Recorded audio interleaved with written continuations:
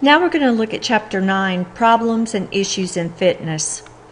The importance of physical activity and fitness is really everyone's issue. It's a national health agenda. The health-related and motor performance-related fitness are both important. The increased health costs, all of those things are impacted by lack of physical activity or physical activity itself. Life expectancy for current generations versus parents. We're going to find out that we are not living as long as we used to live. Our children are not, due to lack of physical activity.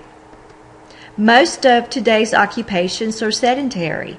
We go to the computer, we sit down for our 8 hours, we'll get up, get in the car and drive, and then get home and watch television or stay on the internet or all of those things.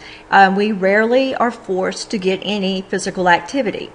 The cost of healthy versus unhealthy food, we know we can go to McDonald's and get a value meal for $1, but yet you go to a Kroger's and get fruits and vegetables, they're much more expensive.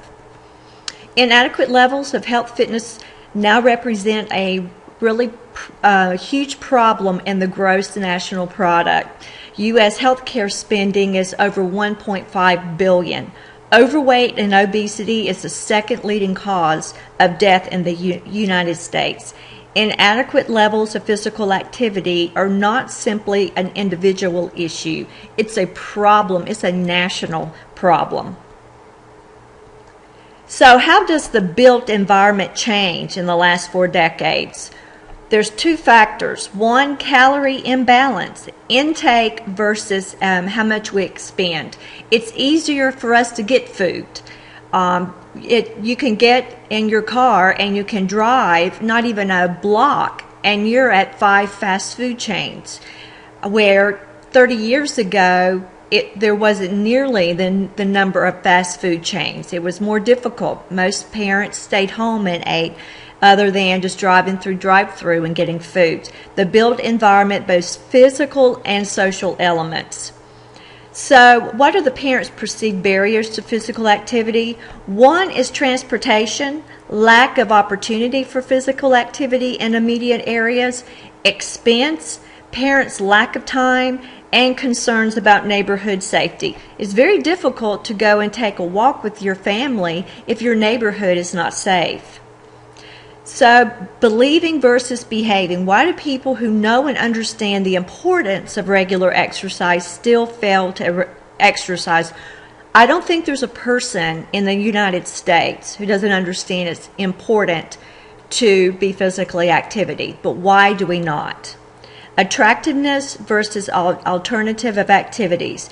Watching a game versus being out playing a game. Watching a movie versus out playing or doing cartwheels in the front yard. Also, there's a problem with, okay, I'm going to get in shape, so I'm going to start exercising. So I start exercising too hard too soon and I'm turned off, or either I get hurt.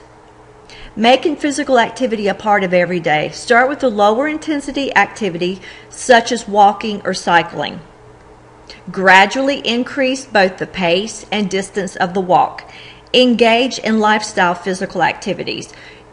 In your 60s, you're not going to be able to go out on a soccer field and play a full game of soccer with 20 or 30-year-olds. So you're going to have to decide, what am I going to do in my older age? Begin to engage in some type of aerobic activity and more active forms of sport and recreation. Also, anaerobic activities are very important, like weightlifting.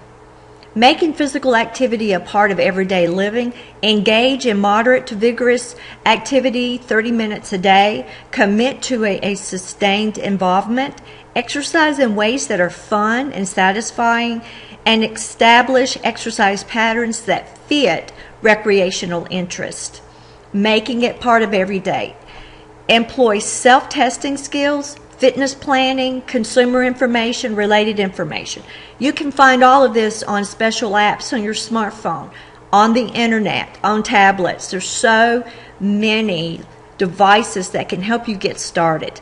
The first step to lifetime fitness is to start exercising regularly.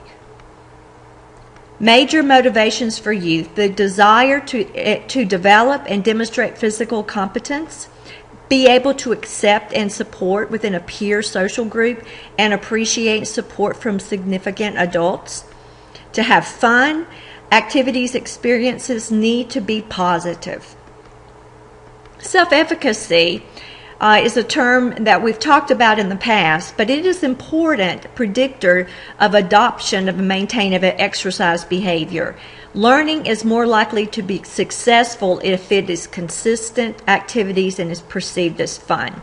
If you're successful at an activity, your self-efficacy will go up. Engage in significant mastery experiences, so you need to start from beginner and work your way up. Observing persons similar to oneself succeed by sustained effort. Persuade persons that they have the capacity to succeed. If you're wanting to be a personal trainer, that's going to be your job. It is your job to make others feel competent in their physical activity. Start with simple activities and then move to more difficult ones. With youth, being able to see, access it, it does not develop overnight. It takes time. It takes a long time to develop the skills necessary to feel good about moving. The ultimate goal: the average person knows about the different kinds of fitness, what needs to be done to develop and maintain fitness, and what fitness products and services are appropriately given to fitness goals. That's our goal. Media as the problem by the way of false impressions, the image of a fit person, miracles that can occur quickly without any real effort. Take this pill and you're going to lose 80 pounds. Create instant experts who have celebrity status. If a celebrity loses 30 pounds, then they're the ones who's writing the books, other than an exercise physiologist or a medical doctor. We need more information, technique, how to correctly perform a move, the dosage, how much or how less to use. Information is widely available. We need to go and obtain this information, make sure it's correct and safe information. Schools play a central role in this type of education. The evidence: across all age groups, females are less active than males. Blacks and Hispanics are less active than whites. Black males are as active as white males, but black females fare much worse than white females. Young people from lower economic families tend to be less active than those from middle to upper income. Girls participate in sports in record numbers across all levels. Moderate to vigorous physical activity levels outside of organized sports, and they are declining. This is important. Girls drop out more than boys. Physical activities levels decline during adolescence, especially among black girls. We need to do something about that. And recent emphasis on promoting sustaining physical activity among adolescent girls. We have a big problem with this. So what about urban? And there's higher crime rates, higher density housing with fewer open spaces, working parents with little time for supervision of outdoor activities, relatively few recreational facilities, very little adult leadership. The playing field is not level. Those who need it the most and would benefit the most have the least access or opportunity. It's a structural problem. Remove the barriers and create supportive programs in such settings. We're going to look at certifications. ACSM certification is probably one of the most rigorous requirements. A public more informed about fitness are more likely to demand, the more likely people are to demand appropriate leadership in fitness. So not only are you going to need a degree if you're going to go into the fitness world, but you're going to also need a certification. We do not have a mandated certification in fitness or exercise leadership, but we should. The problem is you're going to have to go out and find these certifications. Fitness education must focus on long-term goals and changes lifestyle. What follows then is a measure of daily physical activity. From this perspective, valid indicators of one's fitness. Mass fitness testing with students competing against another is counterproductive. Does this mean that fitness testing in schools should be abolished? No. But we need to not compare students to each other, but to have our students set their own fitness goals. Use it to identify at-risk children, but respect the privacy during both testing and really working with these students. Award systems should be based on criteria references. Remember the difference between norm reference and criteria reference. Accumulate activity as well as performance fitness tests should become part of the evaluation. Self-testing can reduce some of the unfortunate side effects of mass fitness testing. Primary purpose is for diagnosis, providing feedback, setting goals, and charting improvement. The number of Americans aged 65 and older will double between 2030, 34.8 million, and 70.3 million, a very dominant social political group. Fitness for older Americans is a major issue. Key issues: how to assess elderly, maintain productive lives and good quality. We need to increase physical and physiological function. Reduce risk of depression is a common element. People slow down because they get older? No, people get older because they slow down. Formative years in physical education is key in forming habits, especially in elementary schools. Overweight, obesity patterns in children with those most deficient in reading. Consequences of recent reduction in dose of physical activity.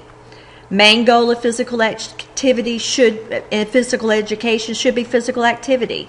Increase school physical education and physical activity throughout the day. Fitness need to be mass routine or running or push-ups or jacks once a year fitness testing. Many alternatives, more attractive programs need to be found. Continue problem, lack of time, look for other part of the school day. School as the hub of the family, school, and community connection, it becomes everyone's responsibility. Physical education teachers, classroom teachers, principals, parents, community. This is the end of Chapter 9.